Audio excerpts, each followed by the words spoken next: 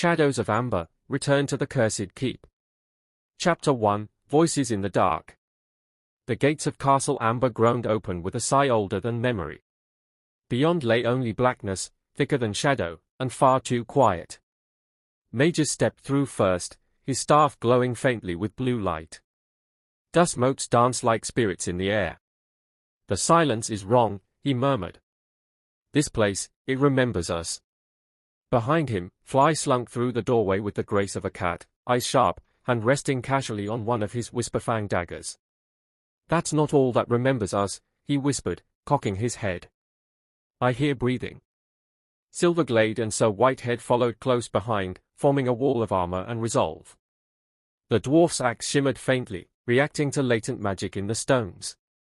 Whitehead's shield was already raised, his nose twitching with more than caution.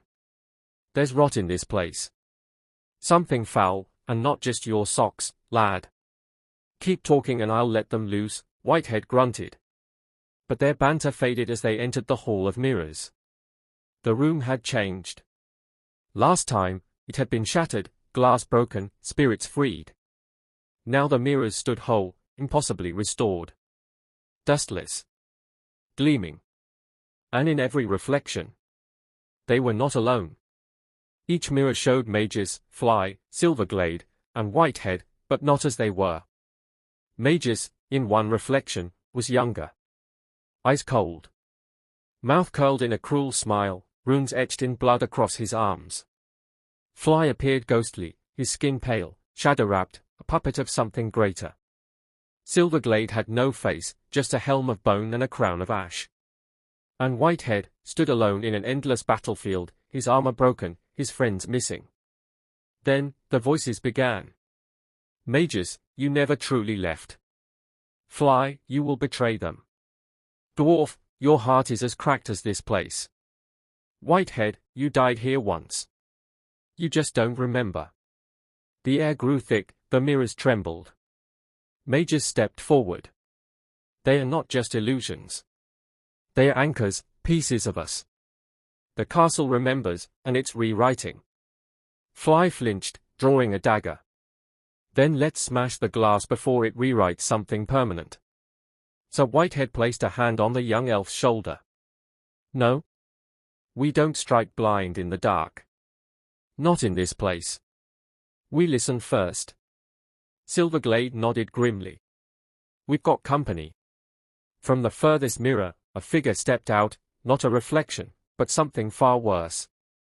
Wrapped in velvet and void, his eyes gleaming amber. "Welcome back, heroes," he whispered. "The house has missed your screams." End of Chapter 1. Chapter 2, The Feast That Never Ends. The being from the mirror vanished as quickly as he appeared, leaving only a whisper and a lingering scent of lavender and rot. "An amber noble," Magus said grimly. "But not one we met before." Fly tilted his head. "If I had a gold piece for every creepy dead guy in noble clothing we've met, I'd retire in a treehouse full of wine." Whitehead grunted. "And yet here you are." The group pressed on, passing down narrow corridors and winding staircases, each step accompanied by a faint, rhythmic tapping, like distant footsteps that always came from behind, no matter how often they turned. Eventually, the corridor opened into a vast dining hall, its ceilings towering and choked with shadow. A long banquet table stretched across the room, laden with rotting food, maggot-riddled pastries, bloated pheasants still twitching, goblets filled with dark liquid that steamed and pulsed like blood. But seated at the table were dozens of ghostly nobles, frozen in place, forks halfway to mouths, faces twisted in a parody of delight. None moved. None blinked. Except one. At the far end sat Marquis de Noir Amber, known in ancient texts as the unseen host. His eyes glowed dimly beneath a porcelain mask, and his voice echoed in the minds of the intruders. "You returned to my table uninvited, yet you never left hungry, did you? Sit, guests. Eat." Fly visibly gagged as a plate of writhing intestines slithered toward him. Whitehead slammed his shield into the ground. "Enough with the ghost games." "Wait," Magus said, eyes narrowing. "This is a memory trap. If we play into it, if we sit, even for a second, it will bind us here. Forever reliving the moment. Then we smash it, Silverglade growled, raising his axe. But Fly held up a hand, pointing toward the massive chandelier above the table. It wasn't dust-covered like the rest of the room. In fact, it was glowing faintly, and pulsing with the same amber light as the noble's eyes. "Focus fire," he said. "We take that out, we break the spell." Mages nodded. Agreed. Combat erupted, the chandelier awakened, revealing itself as a wailing wormlight, a cursed construct that shrieked with the screams of 100 trapped souls. Spectral nobles rose, now animated by the spell, their forks and knives elongating into cruel blades. Spells flew. Silverglade's axe sang. Fly danced through shadows, leaping across the table with blinding speed. And Sir Whitehead hurled a sock straight into the maw of a noble spectre. It exploded into mist on contact. "Still got it," he muttered. Finally, Magus released a bolt of pure ether, striking the wormlight. It burst in a flare of golden flame, and instantly, the nobles crumbled, vanishing with a sound like a sigh. The hall dimmed. The food decayed fully. The table cracked down the center. A door creaked open at the back of the hall. The air whispered once more. "You may pass, but each course brings you closer to the heart." Chapter 3: Laughter in the Bone Halls. The door behind the feasting hall led to a steep, spiraling staircase. The walls here were no longer stone, but bone, some human, some not. Each step echoed like a drumbeat, slow and somber. Even Fly moved carefully. Sir Whitehead muttered, "This place gets uglier by the step." "At least we haven't seen anything with 12 arms yet," Fly whispered, daggers drawn. "That's usually around floor 3. They reached a small landing, where a rusted iron door creaked open by itself. Magus hesitated, runes forming at his fingertips. Inside, a low-ceilinged chamber stretched into darkness. The walls were lined with rusted armor, faded banners, and glass coffins that glowed faintly from within. The air was damp and cold, like the inside of a tomb that hadn't been sealed quite right. At the center stood a tall, grotesque figure, a ghoul in tattered noble attire, its skin pulled tight across its skeletal frame, teeth bared in what might have once been a courtly smile. Its pants, however, were a sight to behold, striped yellow and purple trousers, tight and high-waisted, adorned with sagging gold buttons and a belt made from what looked like stitched tongues. The ghoul hissed. Silverglade took one look at the ensemble and said flatly, "Those pants are the real tragedy here. You sure this is a cursed castle and not a fashion crime scene?" The ghoul snarled. Silverglade took a step forward, axe resting casually on his shoulder. "I mean, maybe one day your pants might come back in style. Like, after the gods die and time collapses in on itself." Magus stifled a laugh. Fly nearly choked. Even the ghoul hesitated. For a brief moment, the undead noble's expression twisted, not in rage, but shame. "These were a gift from the Countess of Velvetroth," it hissed, wounded pride flaring. Silverglade shrugged. "Then the Countess owes you an apology." That was the last straw. The ghoul let out a keening screech and summoned spectral hands from the floor, dragging bones and chains into the fight. The tomb chamber lit up in flashes of necrotic energy. Magus summoned a warding circle, Whitehead charged in shield first, and Fly vaulted from one coffin to another, cutting down the ghoul's summoned minions mid-air. Silverglade? He just walked up to the ghoul, dodged a claw strike with practiced ease, and smashed it in the gut with the flat of his axe. "Pants like those? You don't deserve to die with dignity." Moments later, the ghoul's head rolled into the corner, landing beneath an old tapestry. Its pants, somehow still intact, twitched once, and lay still. As they stood over the fallen foe, Magus flicked dust off his sleeve. "That insult might have done more damage than your axe." Silverglade grinned. "Style is sacred, lad. Especially in cursed castles." The group continued on, the crypt door slamming shut behind them. In the silence that followed, only one thought echoed in the back of their minds. Chapter 4: The Wheel and the Whisper. They hadn't gone far from the ghoul's crypt when Magus froze mid-step, eyes going wide.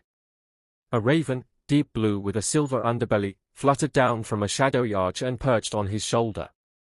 It cawed once, dropped a scroll tied with pink ribbon, and vanished in a puff of glittering smoke. Fly blinked. That was dramatic.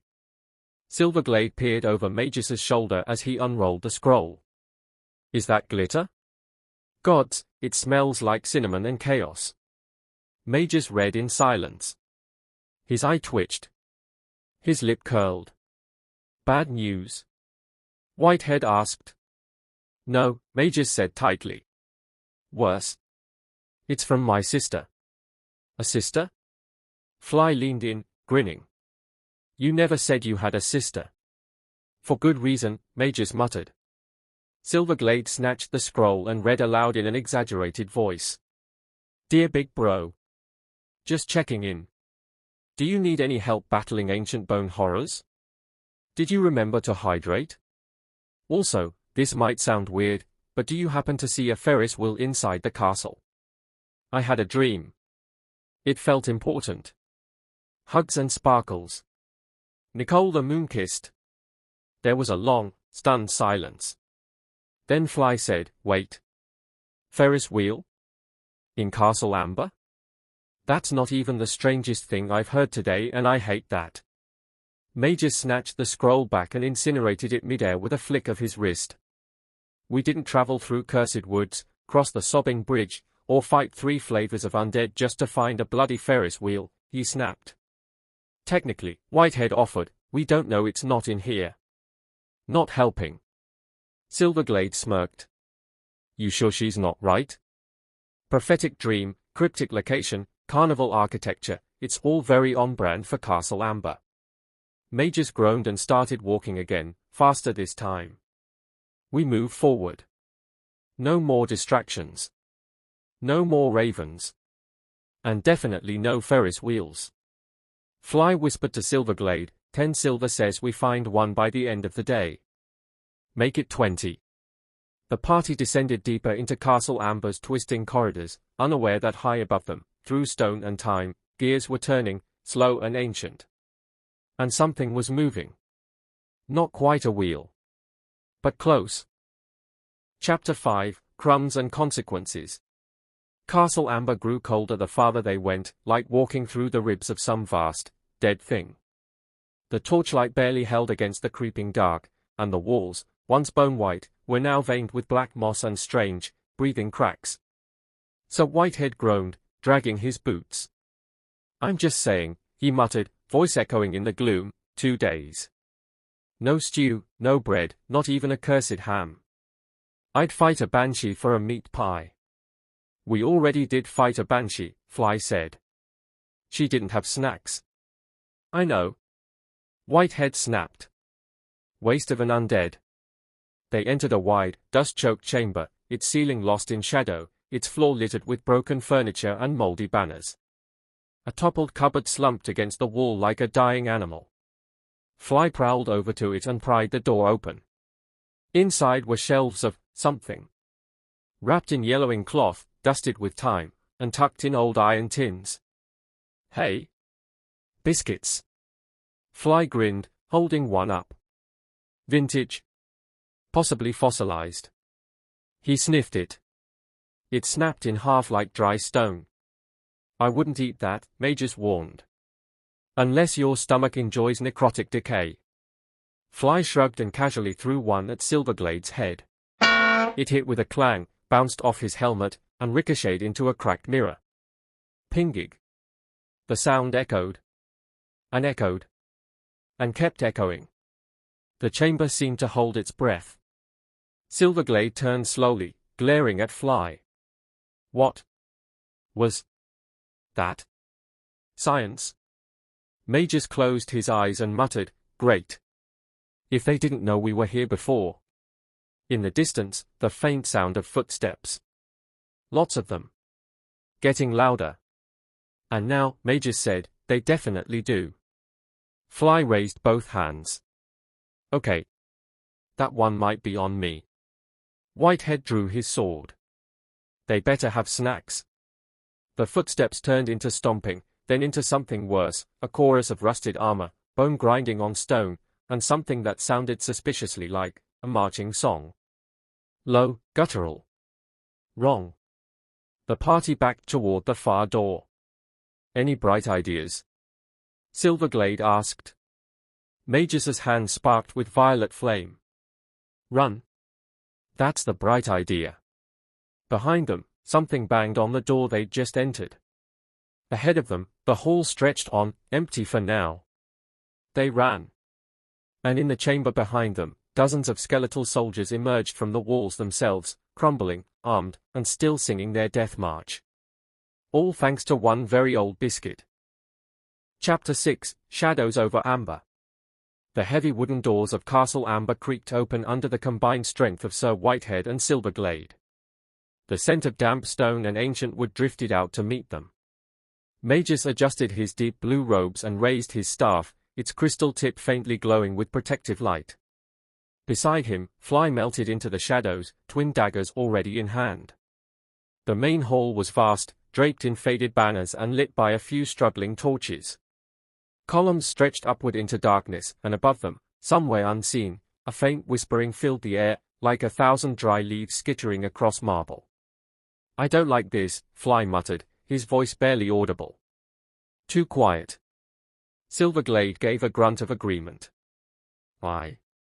Castles should have noise. Life?" Magus lowered his staff slightly, sensing the invisible threads of enchantment woven through the hall. "This castle sleeps," he said. But not peacefully. As they moved deeper into Castle Amber, strange things stirred in the corners of their vision. A tapestry flickered, showing scenes that changed when no one looked. A grand stairway ahead was split by a great crack, as if some terrible force had sundered it. And always, that whispering, louder now, almost intelligible. Sir Whitehead's mailed fist clenched on the hilt of his sword. "Stay close. This place is cursed." At the center of the hall stood a massive statue of a king, carved from black stone. His crown was jagged, almost thorn-like, and his empty eyes seemed to follow them. A plaque at the base was half worn away, but Fly knelt to read what he could. "Beware the dreamers. Beware the blood." Before they could puzzle it out, a faint cough echoed from the shadows nearby. The party turned, weapons ready. An old man, stooped and wrapped in ragged, dust-colored robes, hobbled into view. His beard was long and tangled, and his skin hung on his bones like worn cloth. Despite his frailty, his eyes were sharp, and full of fear. "Stay your blades," he rasped. "I mean no harm." Magus lowered his staff slightly, though his magic still hummed at his fingertips. "Who are you?" he asked. The old man chuckled bitterly. "Once, I was called Alaric. Wizard of some repute. Now," he shook his head, "a prisoner of the castle's curse." "What do you know of this place?" demanded Sir Whitehead. Alaric staggered closer. "There is an ancient evil that sleeps but stirs, an old demon, sealed long ago in the halls nearby. I have felt its hunger growing. Its hatred. It knows you are here." Fly's eyes narrowed. "How close?" The old wizard shuddered. "A few rooms beyond this one. The locks are weak, the barriers old. If you go on, tread carefully, or the demon will wake fully, and there will be no hope for you or this world." Magus exchanged a grim look with Silverglade and Sir Whitehead. "Why are you still here?" Silverglade asked, his voice low. "Punishment," Alaric said simply. "For helping seal it centuries ago. The castle holds its jailers as tightly as its prisoners." Without another word, Alaric turned and faded into the gloom, vanishing like smoke. For a moment, the companions stood in uneasy silence. Then, with a rumble like distant thunder, the floor beneath the statue groaned. With a grinding roar, the Stone King began to move. "Scatter!" shouted Magus, thrusting out his staff. A shimmering shield of force rippled into place just in time to deflect a crushing blow from the Stone King's hammer. Fly darted behind a pillar, disappearing from sight. Silverglade charged forward, axe in hand, striking at the statue's legs with furious precision.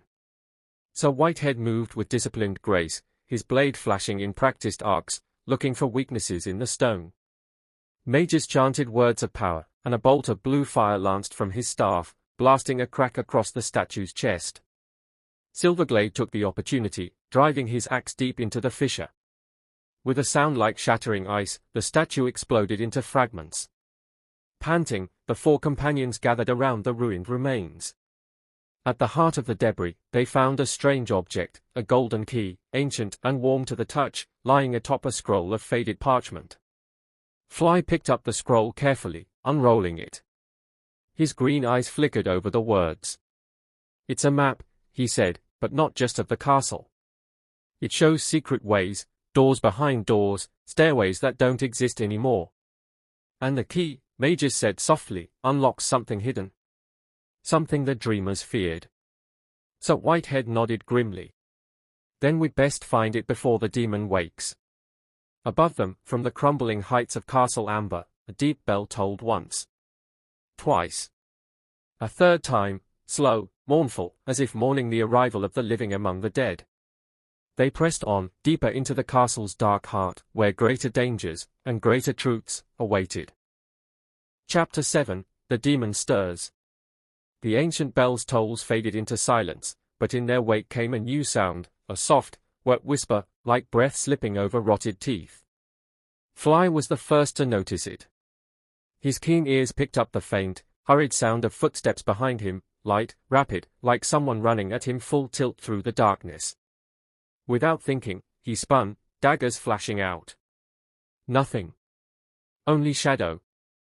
Only the cold, stale air of Castle Amber. Fly narrowed his eyes, stepping back toward the others. His heart hammered in his chest. Then, he heard it. A voice, sibilant and worming its way into his mind. "Little thief, clever little rat. I see you." Fly staggered, clutching his head. The others turned sharply. "Fly?" Silverglade barked. But before Fly could answer, the shadows before them twisted and tore apart, and the demon stepped forth. It was a monstrous thing, twice the height of a man, covered in blood-red scales and wiry black fur. Two baboon-like heads snarled and screeched, each mouth brimming with needle teeth. Tentacles slithered from its belly, dragging across the ground, leaving a black, burning trail where they touched. Its yellow eyes burned with ancient hatred. Magus gasped aloud. "Demogon," he whispered, voice almost breaking. "The Prince of Demons." The very air around the creature warped and festered. The stone walls cracked. A sour, nauseating wind blew through the hall, carrying with it the screams of long-dead souls. So Whitehead took a defensive stance, sword raised. "Form up," he commanded.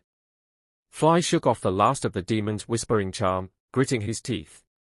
"It tried to get in my mind," he snarled. "It almost did." The Demogon laughed, a hideous, twin-voiced mockery of laughter, and advanced. "Clever rats, brave little worms, come, dance for me." One of its tentacles lashed out, striking the floor where Fly had stood a moment before. Cracks spider-webbed out through the marble. Magus raised his staff high, chanting a warding spell. Silverglade roared a battle cry and charged, axe gleaming. So Whitehead moved in perfect time, shield forward, blade seeking an opening. Fly vanished into the shadows, circling, looking for a weak point in the demon's armor of madness. But Demogon was no mindless beast. It saw all. It knew their tricks. And it was only beginning to wake. From the cracks in the floor, dark shapes began to crawl out, twisted, shadowy forms, mockeries of life. Servants of the demon, summoned by its mere presence. The battle for Castle Amber had truly begun. Chapter 8, The Two Kens. The Demogon roared, a sound so deep it shook the very stones of Castle Amber. With a horrible lurch of its twin heads, it raised its clawed hands, and the ground erupted. From the broken marble floor, a sea of gowls spilled forth, 100 snarling, rotting fiends, their hollow eyes burning with hunger. "By the gods," Magus breathed, clutching his staff tighter. "We are vastly outnumbered."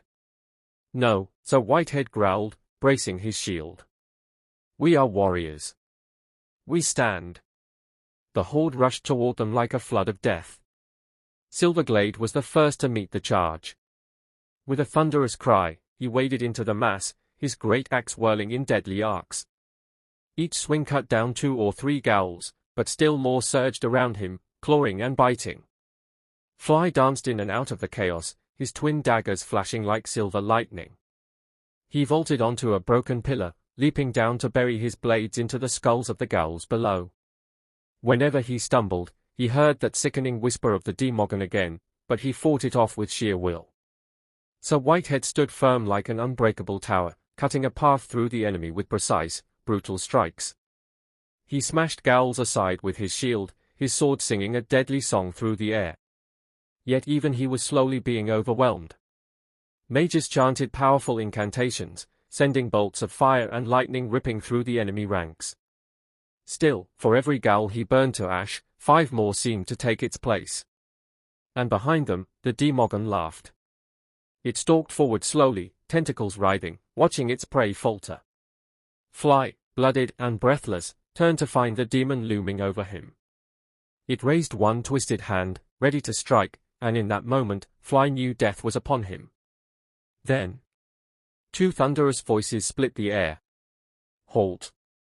Stop! The battle froze for a fraction of a heartbeat. From the shattered entryway, 2 figures emerged, shining like beacons in the gloom. Ken Roberts, a mighty paladin in silvered armor, raised his blessed sword high, light bursting from it in a brilliant halo. Beside him strode Ken Hart, a grim-faced ranger, bow already in hand, arrows singing as he loosed them into the nearest ghouls. "Fall back to us!" Ken Roberts bellowed. His voice carried the weight of command and divine power. Mages gasped. Ken Roberts. Ken Hart. Blessed be the gods, they've come. Without hesitation, Ken Roberts plunged into the horde. With a great shout, he thrust his holy symbol forward. A wave of radiant energy erupted from him, engulfing the nearest ghouls. The undead shrieked as divine light seared their rotted flesh. Half the front ranks crumbled to ash in seconds. Those not destroyed fled back, howling in terror, from the paladin's wrath. Ken Hart moved like the wind, his arrows finding the throats and hearts of the ghouls who tried to regroup. Every shot was a death sentence. Together, the 2 Kens cut a path through the enemy, fighting their way to join Silverglade, Fly, Sir Whitehead, and Mages. "You look like you could use a hand," Ken Hart said with a grin, narking another arrow. Silverglade laughed despite the blood on his face. "Took you long enough." Ken Roberts pointed his sword straight at the Demogon. "This evil dies here." The Demogon roared, both heads bellowing in fury. Its tentacles lashed the ground, sending shockwaves through the castle. "You dare challenge me," it hissed. Ken Roberts stepped forward, shield raised. "We are the Sword of Light, and you are but a shadow." The battle raged anew, but now, the heroes stood united, and the tide had begun to turn. Chapter 9, Final Clash. The great hall of Castle Amber trembled as the battle between the party and Demogon raged on. Silverglade, Fly, Sir Whitehead, Mages, Ken Roberts, and Ken Hart fought with all the strength they had left. Their weapons flashed in the murky green gloom, magic flared against demon hide, holy light clashed against pure corruption. Silverglade roared, swinging his axe in a wide arc that cleaved one of Demogon's tentacles in half, but another lashed out immediately, knocking him flying against a crumbled pillar. Fly darted around the beast's legs, slashing and stabbing, trying to cripple its movement. He was fast, but even he couldn't dodge everything. Dark energy grazed him, leaving a burning gash across his ribs. Mages unleashed a final desperate storm of lightning, striking both of Demogon's snarling heads. The demon howled in pain but stayed standing, its massive body scorched and smoking. Sir Whitehead charged with a roar, shield raised high, but Demogon met him with a brutal backhand, sending the knight sprawling across the blood-soaked floor. Ken Hart fired arrow after arrow into the monster's thick hide, and Ken Roberts stood at the front, sword raised high, calling on divine might. He struck a mighty blow across Demogon's chest, and for a moment, the demon actually staggered. Breathing heavily, Demogon reared back, glaring at them all with both of its monstrous heads.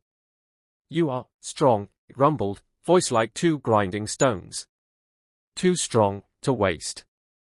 The heroes, battered and blooded, stood ready for a final charge, but Magus raised his hand.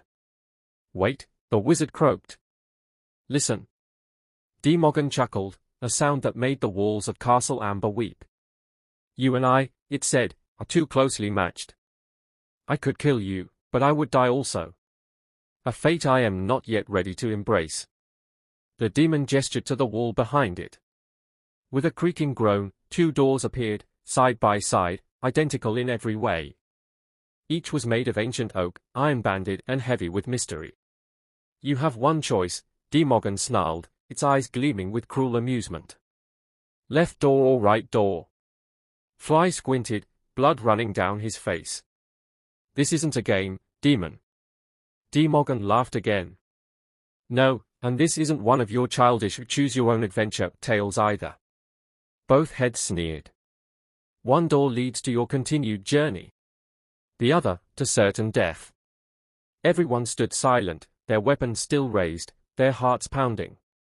You may walk free, the demon said, but choose wisely. Choose soon. I am losing patience. The doors stood before them, ancient, ominous, waiting. No clues, no hints. Only fate.